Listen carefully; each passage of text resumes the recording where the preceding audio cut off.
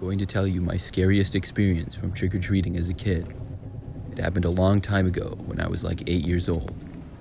I was trick-or-treating with my sister, and I was Spider-Man and she was Wonder Woman. Our parents let us go out trick-or-treating in our neighborhood that night. We lived in an area a little more out in the country, so there wouldn't be many other kids out. However, there were about 3 or 4 longer streets that we could walk on, so we'd usually get enough candy.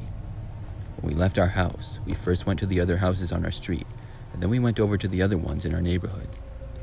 When we got about 2 blocks away from our house, I remember we were walking on the street, and then a car came driving towards us. We moved to the side of the street to let it pass. It was dark out, so we saw the headlights and were expecting the car to just drive right past us. Instead, when the car reached us, it slowed down and nearly stopped. We looked over to it, and the windows then rolled down. There appeared to be 3 people in the car, 2 in the front and 1 in the back. They all seemed to be adults and were wearing really creepy masks. One was a clown mask, the other 2 were just like creepy ones. I'm not going to lie, it scared me, but it was Halloween after all, and my sister laughed a little, so I forced myself to laugh too. They didn't say anything, but just drove along with us, staring at us in their creepy masks. This went on for much longer than it was comfortable, maybe like 20 or 30 seconds. My sister and I didn't really know what to do and just kept walking. Finally, they suddenly sped away, leaving a screeching noise from their tires when they sped down the street. My sister asked, "What was that?" I was just as confused as she was and said, "I have no idea." We were just glad that they were gone, and we continued on to the next house. It was maybe 30 minutes later when the car returned. It came from the same direction that it had come from before, and they literally did the same things again this time. Rolled down the windows, stared at us, and drove the car at the same speed as we were walking. Finally, after a while, they sped away again. It creeped me out even more this time. But only about 1 minute after they had left, they came back. It was as if they drove down the road, stopped, turned around, and then sped back. They came back going much faster than they should on a residential road. My sister and I went into someone's yard a little. The car stopped at us once more, and they rolled down their windows and stared at us. But this time, the guy in the back seat opened up his door, revealing a large bag of candy. Without saying anything, he motioned us over to get inside the car. Neither me or my sister were willing to even get close to that car, and we both just shook our heads. The men just kept waving us over though. We started walking back in the other direction, and they then put the car into reverse and kept driving along with us. My sister told the men to leave us alone, and we then began to walk faster, but the car just kept going into reverse at our same speed. We then decided to go up the next driveway that we saw to a house that we had just trick-or-treated at a minute before. The car stayed on the side of the street and parked, and we went up and knocked on their door. When they answered, we saw the car speeding away. We told the homeowner what had happened, and they were nice enough to let us call our parents on their phone, who then came and picked us up. We were done trick-or-treating for the night after that, but thankfully, never saw the car or the men again. I'm not sure if they were just trying to scare us or something more. I just know I'm glad I didn't get inside.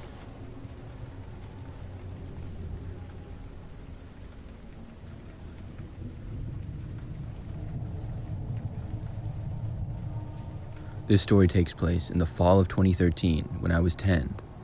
I know I was young, but I still remember almost every detail about it because of how vivid of a memory it is in my mind. It was Halloween, and like most other kids, I really liked to put on Halloween costumes and go trick-or-treating. I decided to go as a football player that year, and I had shoulder pads and everything for my uniform.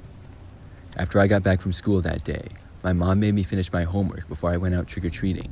Luckily for me, it didn't take too long, and I got a pretty early start. I was determined to get as much candy as I possibly could. I would get really competitive with my older sister, who's 1.5 years older than me, and I would always try to get more candy than she did. She had gone to her friend's house, and they were going trick-or-treating together in another neighborhood. My family and I lived in a pretty standard neighborhood, quite a few houses and different streets to go to. In some streets, the houses were closer together, and in others, they had a little more land and bigger yards, and the houses were farther apart. To me, it always seemed like the streets where the houses were farther apart would take longer to get to all of them, but the people would usually give out more candy because less kids came to their doors. I basically just went to every single street that I possibly could, and ended up going to a few different neighborhoods. I had an iPod Touch at the time, and that's what I would use to keep track of the clock. My mom had told me to be back by 8:30, and by the time it was 8:15, my bag was nearly overflowing with candy. I was sort of far from home, but I was pretty sure I knew my way back, In fact, I don't think I had ever been to that particular street that I was on before. There had been a good amount of other kids that I had seen out, but by now the streets were pretty much empty. I was on a quieter street where the houses had more land and were farther apart from one another. I figured I should get back when I was done with this one. When I reached the end of the street, there was one last house. This had by far the longest driveway of any of them, and I made up my mind that this would be the final one I would go to before going home. I was already going to be late from when my mom told me to come back, but I couldn't resist trying to get as much candy as I could.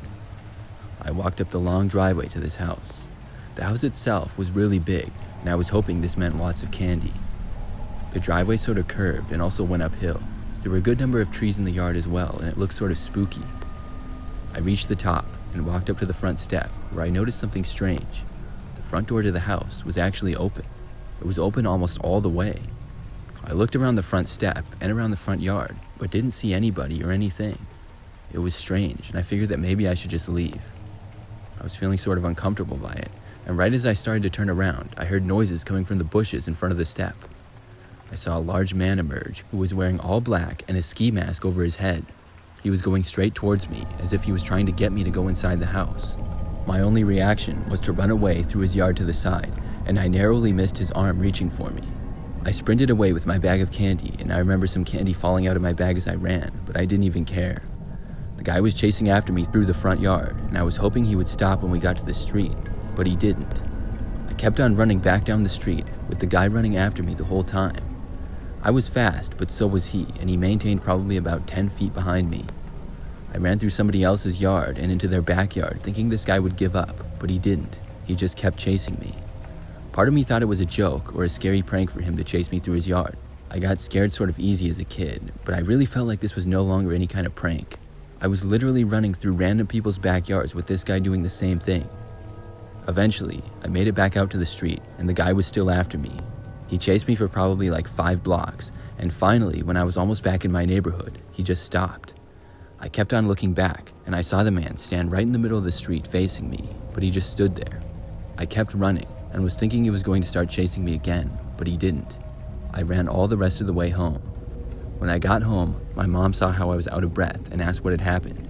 I told my parents all about it, but they were convinced that it was just some prank. Still, after all these years, I don't think it was a prank. What was the point of trying to chase me into the house or going almost all the way back to my neighborhood? I never went back to that street again.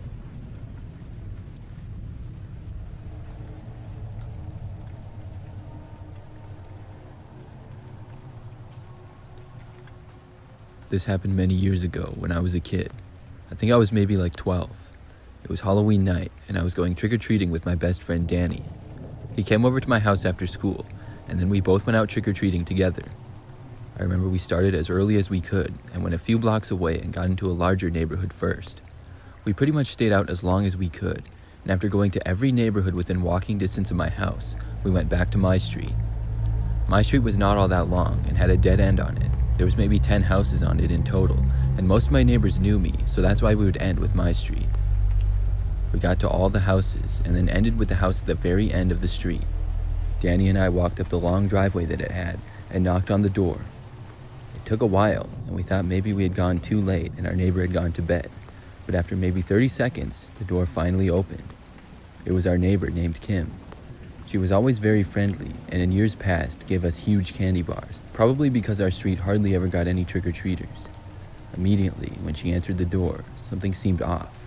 She seemed really nervous and not friendly at all, as if she was scared of something. Now, we were only 12 years old, but I could still tell that something seemed to be wrong. She said hi to us and asked what we wanted. We both said trick-or-treat to her. She then apologized and said she would get some candy for us, and slowly walked back around the corner to another room. We waited there and looked confused. It's weird that she didn't know it was Halloween.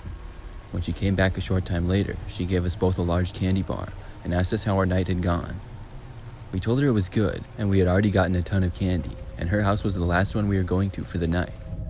During this time of talking to her, I noticed out of the corner of my eye, there was a dark hallway in the back of her house, and a man's face appeared for a brief moment, and then disappeared again around the corner.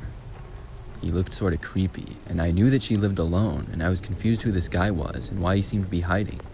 As much as this situation seemed off, we were kids and I didn't really know what to do, So after this, we were all just kind of standing there, and then we said bye and left. We watched Kim close the door, and as we were walking down the end of the driveway, we looked back towards our house and saw the guy's face now looking out the front window at us. He looked angry, and I asked Danny if he had seen the guy as well. He said that he had, and we both agreed it was really strange. We went home after this, and my mom asked us how things had gone. We told her it was well, and then I remembered how things sort of seemed suspicious at Kim's house. My mom seemed concerned and said that she was going to call her. After that, Danny and I sort of went off into my room to eat candy and play video games. It wasn't until the next day that I learned more about this strange situation. After my mom had called Kim on the phone, she was somehow able to find out that things weren't right at all. It turns out an old ex-boyfriend that Kim had broken into her house and confronted her when she got home that day. We happened to stop by after, and when we told my mom, she called her, and she let my mom know enough information for her to call the police. They were able to arrive and handle the situation, and it made me happy to know I was able to help, and that Kim ended up being okay.